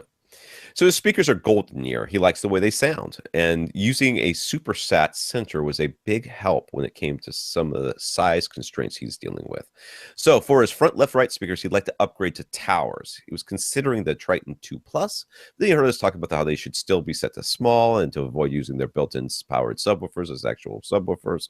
So if he went with one of the passive Triton towers like the Triton 7, he could save money and maybe put that towards a second SVS sub. What would be his best course of action? Well, first of all, you get to listen to both of these things, whatever the ones, Triton 2 pluses and the 7s. But if I would definitely be leaning you towards the 7s. That would be mine. If you like the way they sound, if they agree, if they have the sound aesthetic that you're looking for, I mean, those powered subs aren't necessarily not doing anything. We just don't want them to actually function as subwoofers. We want them to function as, bass drivers. So yeah, I mean, what we primarily want to avoid... It does feel like a waste. Yeah. What we primarily want to avoid is, I bought Triton 2s, they have powered subwoofers built into their cabinets, so I don't have any other external subs, meaning I have two subwoofers, both of them at the front of my room, and that's all I got. That is less than ideal placement. Now, if you had a pair of Triton 2s up at the front of your room where your front, left, right speakers would go, and then mirrored at the back of your room, you have another pair of subs, that's really okay. You got four subs set up optimally now that you have two at the back and two at the front. That would be totally fine, but the Triton 2s don't play as low as your SVS subwoofer does, so you're losing a little bit of the deepest extension. Right. So bring it all together, and I would suggest spend less on the front, left, right speakers. If you like Golden Ear, I got no beef with that. I like them too. I like the way they sound too. they're not completely linear, but I like their sound. It's pleasing, so totally fine. So I would spend less on the towers and get that second sub. First, try it out with the two subs you already have, with the placement on either side of the couch that we suggested. If that turns out to be good, then there's your answer. If you know that the two subs positioned like that is good, then have the two subs positioned like that. There's no need to also have powered subwoofers in your Triton towers. Yeah. Lastly, it says Denon is neutral, Yamaha is bright, Yamaha is neutral, Denon is warm. All brands of receivers sound the same. He's heard or slash read all of these claims. Are there real significant differences in sound? Is it all placebo? It is not placebo. It's definitely not placebo. It is just flat out parroting things other people have said and not having ever heard anything of the sort. Believe me, not a single person that has ever said that Denons are bright, Yamahas or whatever, Denons are warm, Yamahas are bright or whatever. Not a single one of those people have ever spent any time being Denons and Yamahas. If they had, they would particularly know. Blind. They definitely haven't done it blind. Yeah. None of these people could actually pick these things out with the blindfold on. You turn their back to the receiver or whatever, have them play whatever it is, or just put a blindfold over them or close their eyes. They would have no idea which receiver was playing. None. Yeah. None. It is just parroting what they've heard online. When the differences in sound are real, because they can be, they can absolutely be real, measurable, objectively different sounds coming out of two different receivers. Totally possible. But when that's the case, this is a situation of misattribution.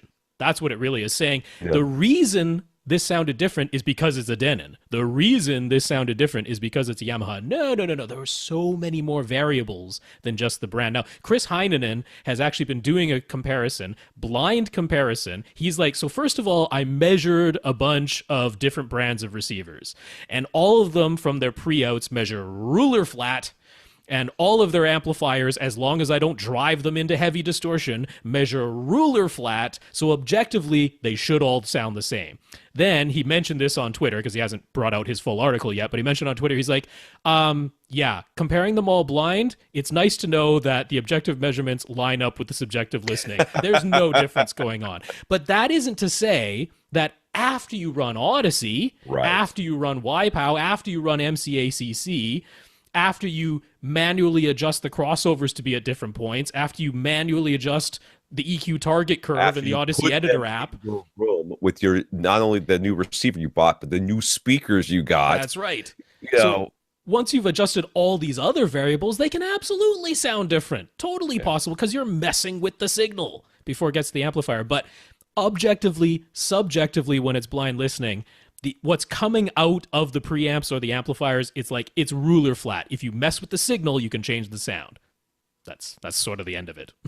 Yeah. Do we have time to do Nathan? I sure hope. We started late, so. I know, but we have to record extra stuff for the Brent Bower thing, and I am literally falling asleep. Well, let's get at least one more. We can do it. Nathan. Dude, we're right at the bottom of this document. We made a big chunk of this. We made a dent. That's what we want to do.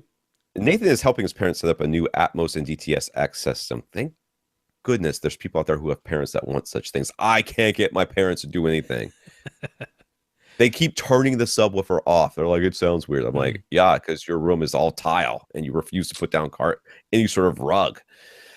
The room is 16 by 10 by 8, and the plan is to have a TV on one of the 10-foot walls with seats about 10 or 11 feet away, leaving a decent space of about 5 feet behind the seats to the back wall. The AV receiver will be done in AVR X4300H, and he's aiming to install either a 5.2.4 or a 7.2.4 configuration. In his own setup, he's using front heights and top middles, but for his parents' setup, the overhead speakers are either going to be mounted on the side walls or to the front and back walls and angled down. So it would be the best choice: front heights and rear heights, putting the overhead speakers on the side walls and then calling them top fronts and top rears, some other configuration. All right, if you're going to go 7 channels, I would probably put I put the top fronts or whatever they are going to be, the top front heights or whatever they're going to be. You're going to put them up in the corners because the prime elevation speakers was what I'm guessing is going with here. You're going to put those up there where they belong, and then you're going to see what the angle ends up being from their seat, which is probably going to make them front heights. Hmm. is what's going to probably end up being. Then I would put uh make basically top middles by putting them directly to the sides of them. I would do that. I would not do rear heights because I think they'll be too close to the surround back speakers. Hmm. And I don't know that you'll get enough stereo separation or enough separation out of them. That is my plan for my home theater. So I can't really see why I would suggest anything different for you. Yeah, I can't largely disagree with that at all. Yeah, I mean, front heights, rear heights. If you want to do Oro, that's a compatible configuration, but let's not worry about Oro 3D I because I wouldn't worry really about don't Ro. think your parents care about that. Yeah, I think the front heights are almost a given. Front wall, up high, mount them on the front wall. They're angled down at your seats. This isn't a huge room, right? It's going to be 10 feet away from that front. They're going to be 10 feet away from that front wall. So I think front heights are almost a given in here. The only question would be, is it going to be rear heights on the back wall, or you're going to call them top middles and have them on the side walls beside your seats and just way up high by the ceiling? Is there any way you could just try it? Because I think that's going to answer it most of all, is if you could audition it. Uh, I think it's front top middles are the absolute 100% way to go. Yeah. I Think mean, about it. rear They're heights five here feet would behind them. 5 feet behind him. That's going to sound really fine. I mean, that's where top rears would go anyway. So you could call them top rears. You could call them But rear that's, heights. It's not going to matter. I'm saying if he goes for 7.0, 7 point, Yeah, yeah. Are they because too close to the surround backs to that they'll sound that's what I think. redundant? I mean, there's That's what only I one think. row of seats though, so the surround backs don't have to be really highly elevated or anything like that. They'll probably end up being a little bit higher than what you think they're going to be, especially if they Could have be. normal seats, where they're trying to get over the top of them to their ears. Yeah, If you go 5 point whatever it is, then rear heights are perfectly great yeah. to do. I can't smash my fist and tell you that you must do rear heights or top middles that are actually mounted on high up on the sidewalls. I can't strongly suggest one or the other. If you can audition them, that's the best advice I have. Is try them both and see what sounds better. He asks, is it true that DTS-X prefers front heights and rear heights rather than top fronts and top rears or the top middle positions? I have not heard that, but I've seen this mentioned. I've not heard that. Is that true, Rob? Do you think? Uh, I mean, I I don't see can't why they tell. I would mean, care. DTSX does the same thing that Atmos does, which is they essentially have two layers. They have the Yeah. floor layer and they have the overhead layer, and all the sounds that are mixed in the floor layer stay in the floor layer, and all the sounds that are mixed in the overhead layer stay in the overhead layer. And there's essentially only left, right, front, back. So if you have front heights and top middles, whatever was supposed to be farther back in the room than front heights gets played by the top middles. That's how it works for both systems. So I haven't come across in any of my experience that somehow front heights and rear heights is superior sounding in DTSX to top fronts and top rears. Is left, right, front, back. That's really all there is. So if you were to stop at 5.2.4 rather than the full 7.2.4, would the surround back channels ever be steered into the rear heights speakers? Could you basically get away with no surround back speakers if he opts to install rear heights?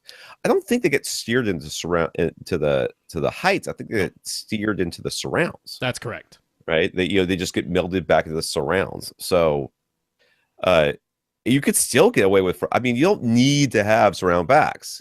You need to have surrounds. You need to have, fronts, but I don't Yeah. think you have to have surround backs. You could. Yeah, you You absolutely could. certainly have the space for them. You Yep. definitely have the space for them, and you can justify doing it, but you don't need them. No, it's the Uh, what I just mentioned. Whatever's in the floor layer stays in the floor layer. Whatever's in the overhead layer stays in the overhead layer. So surround backs never get played. Those sounds never get played out of rear heights or top rears.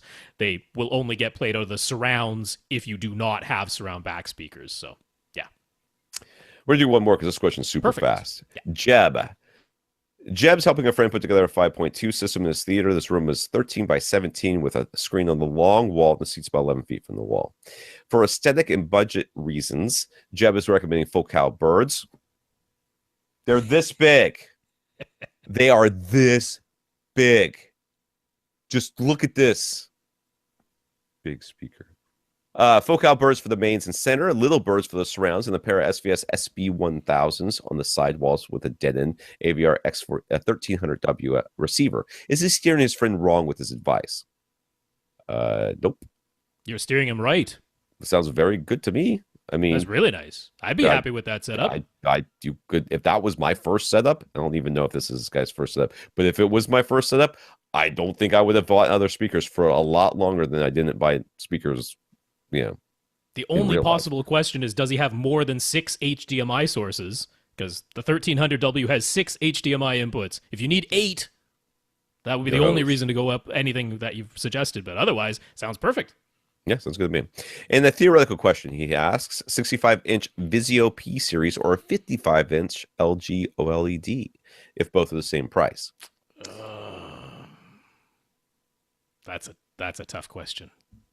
Because size does matter. Close am I sitting to it? Yeah. That's the real question. Because 55 inches, I hate to say it, I want to be about no further than like 5 feet away. Mm-hmm. You know what I mean? 5 feet would be like me going, "Oh, I wish this was a little bit bigger." I mean, you can put it on a articulating mount that can like be pulled out from the wall to bring it closer to you. That you could do that with the smaller screen size. Yeah, that's a tough question because I mean, there's no question that in pure picture quality, yeah, the OLED is clearly the better looking television, but so much smaller in this case. Yeah, that it would really depend on that. Yes, I would prefer the OLED performance wise. Right. Clearly. I mean, only an idiot wouldn't say otherwise. But if I were sitting 10 feet away from it, I'd have to go with the 65-inch. Yeah. I just have to. It would be a no. I mean, I wouldn't even think twice about it. I'd be like, nope, too small. Let's go. You know what I mean? I wouldn't even think about it, even though they're the same price or whatever. I mean, I'd ask my wife, can we move the couch closer? Nope, we can't. All right, good. Get the big one. Bring the big one. Let's go. We're out. You know what else is around this price? The 75-inch M series. That's the one I'm going with. Yeah. I'm like, because then there's really no doubt in your mind. It's like 55 versus 75. All right. I probably go to 75 no matter what. To be honest with you, I mean, I unless I'm like, it's literally in my bedroom, like right next to my bed. I'm like, yeah, nice. Then I don't need the 75. I will say I watched Mindhunter, the Netflix series Mindhunter, which was very good. It's a little slow, but very engaging. But they'd show the name of the city, like it would fill up the whole screen, right? 90 inches sitting like 6 feet away or whatever I am, 8 feet away from this thing, the screen behind me. I'm like, can't read it fast enough. It's not even tennis match. It's just I just like St. Paul. What? Which I did miss the state. I have no idea what state you're in. I'm sorry. But that was pretty funny. All right, so who did we miss? So we still have Matt, David, Dave, and Francis from Facebook. All right, don't call me Francis. What's my name? Oh, I'm going to spell it out for you. Okay. We've got your questions, guys. We will answer you next week. We do want to thank our listeners of the week. We're going to thank Nathan and Henry for going to www.avrant.com and leaving us a donation there, the buy us a cup of coffee link through our PayPal account. So thank you, Nathan. Thank you, Henry. Yeah, Nathan, Henry, thank you for those donations. I also want to thank our 30 patrons. I believe we have 31 now. I saw an email come in, but we'll have to talk about that next week. Our 30 patrons, and not especially, but including Fred. Thank you, patrons, for all your patronage. Yes, head on over to patreon.com/AVRant podcast if you would like to sign up for a monthly subscription to support the podcast, like Fred did. So thank you to all our patrons. And Fred, we want to thank you again for talking us up to SVS for your prime elevation speaker. So thank you, Fred. Yeah, thanks again, Fred, and congrats on that purchase. I'm sure you'll enjoy them.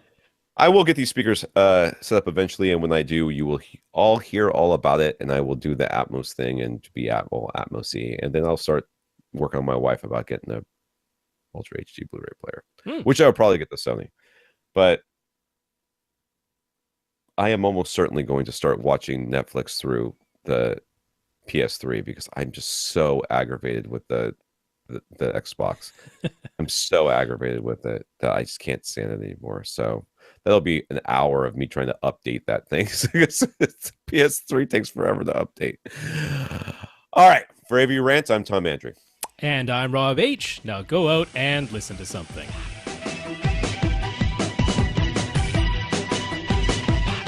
Want your question answered? Send it to question@avrant.com.